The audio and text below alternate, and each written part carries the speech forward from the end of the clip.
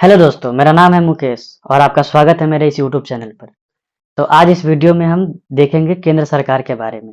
केंद्र सरकार कैसे काम करती है, उसके कितने अंग होते हैं। तो आइए बिना किसी देरी के हम वीडियो को शुरू करते हैं। तो सबसे पहले जानेंगे कि सरकार के कितने अंग होते हैं। सरकार के 3 अंग होते हैं: कार्यपालिका, विधायिका, न्यायपालिका। ये तीनों मिलकर दोस्तों सरकार चलाते हैं। तो आज इस वीडियो में हम सबसे पहले जानने की कोशिश करेंगे कि विधायिका कैसे काम करती है। तो विधायिका को पढ़ने से पहले हम संसद को जानते हैं। संसद क्या होता है? तो संसद केंद्र स्तर पे जो विधायिका होती है उसी को संसद कहते हैं। राज्य स्तर पे नहीं दोस्तों, राज्य स्तर पर अगर हम बोलेंगे तो वो विधानसभा या विधान परिषद हो जाएगा।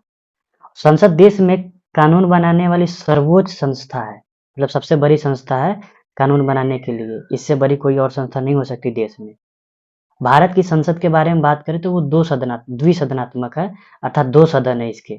निम्न सदन को लोकसभा और उच्च सदन को राज्यसभा कहते हैं। दोनों सदन की शक्तियाँ अलग-अलग है। हम भूल नहीं करेंगे कि दोनों शक्तियाँ समान-समान है और इसके गठन भी अलग-अलग तरीके से होता है। तो आइए हम सबसे पहले लोकसभा के बारे में जानने की कोशिश करते हैं। तो लोकसभा का जो संगठन होता है दोस्तों, वो सार्वभौमिक वयस्क मताधिकार के आधार पर होता है। लोकसभा के सदस्य जनता द्वारा प्रत्यक्ष रूप से निर्वाचित होते हैं। लोकसभा का, राज्यसभा में ऐसा नहीं होता है। सभी भारतीय नागरिक जिनकी आयु 18 वर्ष या उससे अधिक है, अर्थात कहने का मतलब है जिन व्यक्तियों का नाम मतदाता सूची की लिस्ट में है, वो लोकसभा का संगठन बना मतलब लोकसभा का गठन कर सकते हैं, संगठन बना सकते हैं, वो इसका हिस्सा होते हैं। तो लोकसभा के सदस्यों के निर्वाचन में मतदान करने के लिए अधिकारी होते हैं जिनकी आयु 18 वर्ष है या उससे अधिक है। वो अधिकारी है, मतलब लोकसभा उन्हीं से मिलकर ही बन सकती है क्योंकि वो चुन के भेजते हैं। लोकसभा का सदस्य होने के लिए किसी व्यक्ति को 25 वर्ष या उससे अधिक आयु का भारतीय नागरिक होना जरूरी है। मतलब जिनकी आयु 25 वर्ष है वो लोकसभा का सदस्य हो सकता है। लोकसभा का संगठन नहीं, मतलब लोकसभा का संगठन करने के लिए उसकी आयु चाहिए 18 वर्ष और लोकसभा का सदस्य बनने के लिए उनकी आयु चाहिए 25 वर्ष या उससे अधिक। वो भी भारतीय नागरिक होना चाहिए। प्रत्येक राज्य अथवा राज्य क्षेत्र मतलब संघ शासित क्षेत्र को अनेक निर्वाचन क्षेत्रों में विभाजित कर दिया जाता है। प्रत्येक निर्वाचन क्षेत्र से एक प्रतिनिधि चुना जाता है। प्रत्येक निर्वाचन क्षेत्र से एक प्रतिनिधि चुना जाता है। जो प्रत्याशी उस निर्वाचन क्षेत्र में सबसे अधिक मत प्राप्त करता है।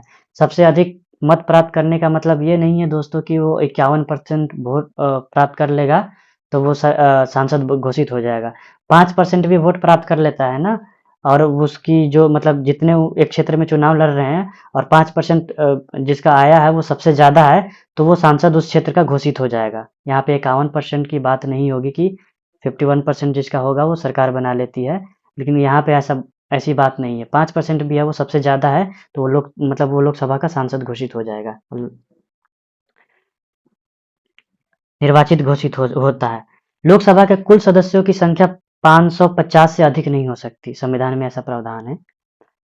इनमें से जो 530 सदस्य हैं वो विभिन्न राज्यों से आते हैं और जो 20 सदस्य हैं वो संघ शासित क्षेत्र यूटी से आते हैं। अब वर्तमान में बात करें तो वर्तमान में जो लोकसभा की सदस्य संख्या 543 है। लोकसभा का कार्यकाल यदि इसे भंग ना किया जाए तो जो इसकी प्रथम बैठक होती है उसकी नियुक्ति की तिथि से 5 वर्ष तक होता है। लेकिन जब आपातकाल देश में जब आपातकाल घोषित हो जाती है तो इस जो 5 वर्ष की अवधि है उसको बढ़ाया जा सकता है। बढ़ाने का क्या प्रोसेस है? तो संसद कानून पारित करके एक बार में अधिक से अधिक 1 साल के लिए बढ़ा सकती है। मतलब ये प्रक्रिया आगे भी बढ़ सकती है। 1 साल हो जाएगा तो आगे भी दूसरे साल के लिए, मतलब अधिकतम 1 साल के लिए बढ़ा सकती है, फिर आगे भी 1 साल के लिए बढ़ा सकती है। लेकिन जब आपातकाल समाप्त हो जाता है, आपातकाल जब समाप्त घोषित हो जाती है तो संसद लोकसभा के अवधि को 6 महीने से अधिक नहीं बढ़ा सकती। 6 महीने से अधिक बढ़ा ही नहीं सकती। अगर आपातकाल लागू है तो 1 साल के लिए, एक बार में 1 साल के लिए बढ़ा सकती है। फिर अगर 1 साल की अवधि समाप्त हो जाती है तो फिर अगले साल के लिए बढ़ा सकती है। लेकिन जब आपातकाल समाप्त हो जाएगी तो अधिकतम अवधि 6 वर्ष की है, 6 महीने की है, सॉरी, उससे ज्यादा नहीं बढ़ सकती। अब 104वें संविधान संशोधन अधिनियम ने लोकसभा और राज्य विधानसभाओं में एंग्लो इंडियन समुदाय के लिए आरक्षित जो सीटें थी उसको समाप्त कर दिया। अब एंग्लो इंडियन क्या होता है? पहले दोस्तों ये था, जब 104वां संविधान संशोधन नहीं हुआ था, तो जो राष्ट्रपति है, लोकसभा में 2 एंग्लो इंडियन सदस्य, जो एंग्लो इंडियन सदस्य होते हैं, उसको मनोनीत करती है, उसके प्रतिनिधित्व के लिए। लेकिन जब 104वां संविधान संशोधन हो गया, उसके बाद से जो 2 एंग्लो इंडियन का सदस्य का जो मनोनयन होता था राष्ट्रपति के द्वारा, उसको समाप्त कर दिया गया। क्योंकि इसका मतलब रहा नहीं औचित्य कि हम क्यों करें, एंग्लो इंडियन को क्यों मनोनीत करें खामखा। देश आज़ाद हुए बहुत साल हो गए, तो इसलिए। अब देखते हैं लोकसभा के अध्यक्ष के बारे में। तो लोकसभा का अध्यक्ष क्यों बनाया गया, संविधान में इस पद का प्रावधान क्यों है, आइए उसको जानते हैं। तो लोकसभा की कार्यवाही के संचालन के लिए उसके सदस्य एक अध्यक्ष अर्थात स्पीकर और एक उपाध्यक्ष डिप्टी स्पीकर का चुनाव करते हैं। अध्यक्ष लोकसभा की बैठकों की अध्यक्षता करता है। मतलब जो अध्यक्ष होता है, लोकसभा में जितनी बैठकें होती है उसकी अध्यक्षता करता है। जब कोई सदस्य कुछ कहना चाहता है तो वह अध्यक्ष की अनुमति से ही ऐसा कर सकता है। अर्थात लोकसभा अध्यक्ष अगर ये नहीं चाहेगा कि ये व्यक्ति कुछ बोले तो वो नहीं बोल सकता। अगर बोलना है उसे तो लोकसभा अध्यक्ष की अनुमति अनिवार्य है, चाहे वो प्रधानमंत्री भी क्यों ना हो। अध्यक्ष प्रायः बहुमत दल का सदस्य होता है, किंतु एक बार निर्वाचित हो जाने के बाद वह सदन की कार्यवाही निष्पक्ष रूप से संचालित करता है। अर्थात मतलब अध्यक्ष जो है ना, प्रायः बहुमत दल का सदस्य होता है। संविधान में ऐसा प्रावधान नहीं है कि जो अध्यक्ष है, वो बहुमत दल का ही सदस्य हो सकता है। वो विपक्ष का भी हो सकता है, कोई भी हो सकता है। मतलब ऐसा संविधान में स्पष्ट उल्लेख नहीं है, लेकिन परंपरा में देखा गया है, मतलब जब से हमारा संसद कार्य कर रही है, तब से यह देखा गया है कि जो अध्यक्ष का पद होता है, वह बहुमत दल को ही जाता है। किंतु एक बार जब निर्वाचित हो जाता है, तो वह निष्पक्ष रूप से कार्य करता है। अगर वो निष्पक्ष नहीं होगा तो सदन की कार्यवाही सुचारू रूप से चल ही नहीं सकती। उसका निष्पक्ष होना अति आवश्यक है। सदन का अध्यक्ष की सदन अध्यक्ष की व्यवस्था के अनुसार अपने कार्यवाही का संचालन करता है। जो अध्यक्ष सदन की कार्यवाही चलाने के लिए जो व्यवस्था करता है, उसी अनुसार सदन चलता है। मंत्रियों सहित अर्थात प्रधानमंत्री भी इसमें इंक्लूड है। मंत्रियों सहित लोकसभा के सभी सदस्यों को उसके आदेशों का पालन करना पड़ता है। मतलब कोई भी हो, चाहे प्रधानमंत्री क्यों ना हो, जो आदेश दे दे उसका पालन करना पड़ता है। अध्यक्ष की अनुपस्थिति में उपाध्यक्ष सदन की बैठकों की अध्यक्षता करता है। जब अध्यक्ष नहीं होता है, तो उसकी अनुपस्थिति में जो उपाध्यक्ष होता है, अध्यक्ष के पदों का मतलब लोकसभा की बैठकों की अध्यक्षता करता है। तो हम जान चुके हैं कि दोस्तों कि अध्यक्ष का जो पद है, वो कितना महत्वपूर्ण है। अब आइए अब राज्यसभा के बारे में जानते हैं। राज्यसभा का संगठन कैसे होता है, या लोकसभा से किस तरह से भिन्न है। तो आइए, तो सबसे पहले ये जानते हैं कि द्विसदन की व्यवस्था जो हम अभी समझे हैं कि भारत में द्विसदनात्मक व्यवस्था क्यों लाई गई, मतलब 2 सदन क्यों लाया गया, तो इसके लाने का क्या औचित्य है। तो हम जानते हैं कि भारत में संघात्मक व्यवस्था है। संघात्मक कहने का मतलब है कि संघ स्तर पे संघ सरकार है और राज्य स्तर पर राज्य सरकार है। दोनों की शक्तियों का विभाजन स्पष्ट संविधान में किया गया है। संघ सूची के विषय पर संघ सरकार कानून बनाएगी और राज्य सूची के विषय पे राज्य सरकार कानून बनाएगी। शक्तियों का स्पष्ट विभाजन है। तो संसद क्या करती है, विधायिका का काम है विधि बनाना, कानून बनाना। संसद में कानून ही बनता है।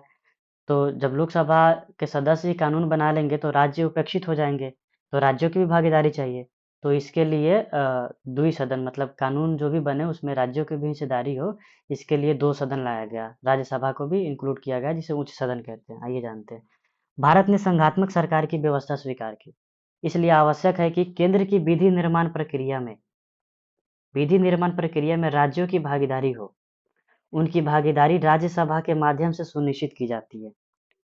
मतलब जब राज्यों की जो केंद्रीय विधि में बनाने की बात आती है, तो राज्यों का प्रतिनिधित्व कैसे हो, तो उसके लिए राज्यसभा उत्तरदायी है। मतलब राज्यसभा में जो राज्यों के जो जितने भी निर्वाचित सदस्य होते हैं, वो आते हैं, वो राज्यों से ही बिलोंग करते हैं, अलग-अलग राज्यों से बिलोंग करते हैं। राज्यसभा के सदस्य के लिए वही अर्हताएं निर्धारित की है जो लोकसभा के लिए है। मतलब जो प्रक्रिया लोकसभा में अपनाई जाती है वही प्रक्रिया राज्यसभा में भी अपनाई जाती है। केवल एक अंतर है, अंतर यह है कि लोकसभा में जो सदस्यों के निर्वाचन की जो न्यूनतम आयु थी वो 25 वर्ष थी, लेकिन राज्यसभा में जो न्यूनतम आयु है वो 30 वर्ष की है।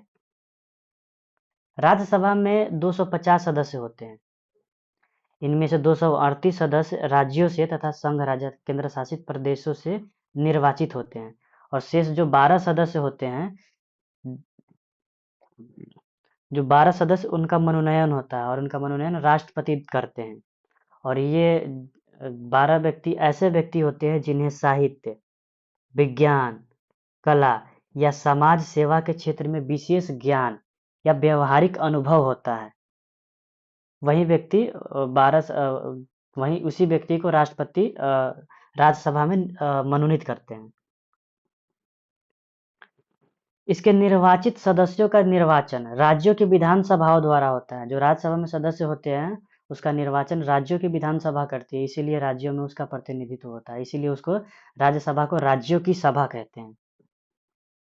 यही कारण है कि इसे अप्रत्यक्ष निर्वाचन कहा जाता है। अप्रत्यक्ष निर्वाचन कहने का मतलब है कि जो लोकसभा में सदस्यों का निर्वाचन होता था वो प्रत्यक्ष तौर पे होता था, जनता करती थी। लेकिन राज्यसभा में जो सदस्य होते हैं उनका निर्वाचन जनता डायरेक्ट नहीं करती, प्रत्यक्ष रूप से नहीं करती, बल्कि उनके चुने हुए प्रतिनिधि जो राज्य विधानसभा में हैं वो करते हैं। अप्रत्यक्ष रूप से होता है उनका चुनाव। राज्यसभा में जो सदस्यों का निर्वाचन होता है वो अप्रत्यक्ष रूप से होता है। ध्यान देने की बात है। राज्यसभा कभी भंग नहीं की जा सकती है, लेकिन लोकसभा को भंग किया जा सकता है। इसलिए राज्यसभा अस्थायी सदन हो जाता है। इसके जो एक तिहाई सदस्य होते हैं, इसके एक तिहाई सदस्य प्रत्येक 2 वर्ष बाद अवकाश ग्रहण करते हैं। इसके एक तिहाई सदस्य प्रत्येक 2 वर्ष पर अवकाश ग्रहण करते हैं, और इसका प्रत्येक सदस्य जो होता है, एक सदस्य का जो कार्यकाल वो 6 वर्ष के लिए होता है। भारत का उपराष्ट्रपति इसका पदेन अध्यक्ष होता है, पदेन सभापति होता है, सॉरी। मतलब कहने का मतलब यह है कि राज्यसभा में जो सभापति होता है, लोकसभा के अध्यक्ष की तरह चुनाव नहीं होता है। उपराष्ट्रपति का चुनाव होता है, और उपराष्ट्रपति जो भी नियुक्त होता है वो राज्यसभा का पदेन अध्यक्ष होता है। पदेन का अर्थ है कि उपराष्ट्रपति होने के नाते वो राज्यसभा का भी उपसभापति हो जाता है। राज्यसभा अपने ही सदस्यों में से एक उपसभापति भी निर्वाचित करती है। मतलब जो उपसभापति होता है, राज्यसभा के सदस्य अपने में से एक का निर्वाचन करती है उपसभापति के रूप में। लेकिन जो सभापति होता है उसका उपराष्ट्रपति पदेन अध्यक्ष, मतलब उसका निर्वाचन नहीं होता है राज्यसभा के सदस्यों में से। मतलब उपराष्ट्रपति का चुनाव होता है, जो भी निर्वाचित होता है वो सभापति बन जाता है राज्यसभा का। तो इस वीडियो में इतना ही दोस्तों, धन्यवाद। आगे हम इसकी विधायी प्रक्रिया के बारे में जानने की कोशिश करेंगे कि विधेयक क्या होता है, कितने प्रकार के विधेयक होते हैं आदि। ये सिलसिला आगे भी जारी रहेगा, बस आप फॉलो करते रहिए, वीडियो देखिए, और प्लीज़ दोस्तों आपसे रिक्वेस्ट है कि चैनल को सब्सक्राइब कर दीजिए, लाइक शेयर कर दीजिए। नए नए चैनल बनाए हैं, आप सभी का प्यार बहुत ज़रूरी है मेरे लिए, और ताकि मोटिवेशन बना रहे और भी अच्छे अच्छे वीडियो हम आपके लिए लाते रहें, और नोटिफिकेशन ऑन कर लीजिएगा। धन्यवाद दोस्तों।